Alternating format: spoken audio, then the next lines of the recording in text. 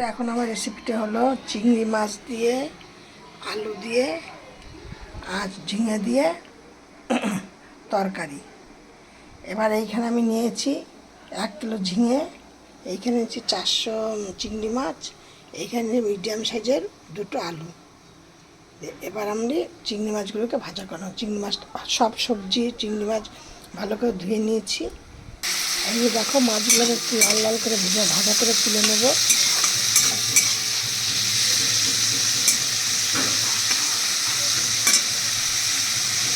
তোমার দেখো আমার চিংড়ি মাছটা কিন্তু ভাজা হয়ে গেছে।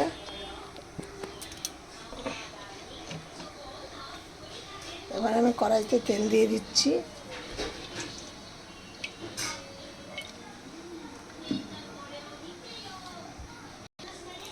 এখানে দিচ্ছি জিরে, তেজপাতা, শুকনো লঙ্কা ফোড়নে।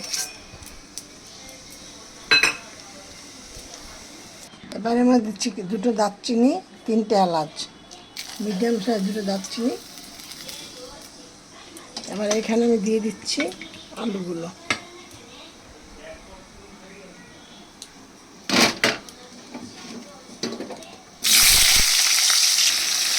এবার মধ্যে দিচ্ছি কিছুটা হলুদ,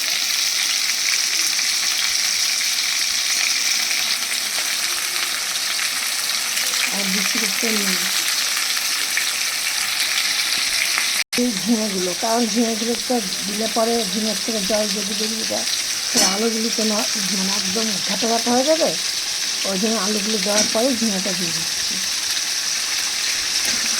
ঝিঙেগুলো দিয়ে দিয়েছি বা একটু নুন দিয়েছি, কারণ ঝিঙেগুলো তাহলে তাড়াতাড়ি মজে যাবে। যাতে এর মধ্যে দিয়ে দিলাম হলুদ, জিরে, আদা, লঙ্কা বাটা, আর কিছুটা কালারের জন্য কাশ্মীর লঙ্কা গুঁড়ো।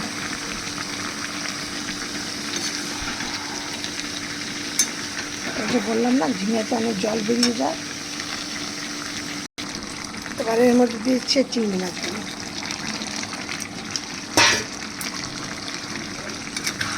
আজকে বাজারে আমরা বড় বড় চিংড়ি মাছ পাইনি, এরকম মাছই পেয়েছি।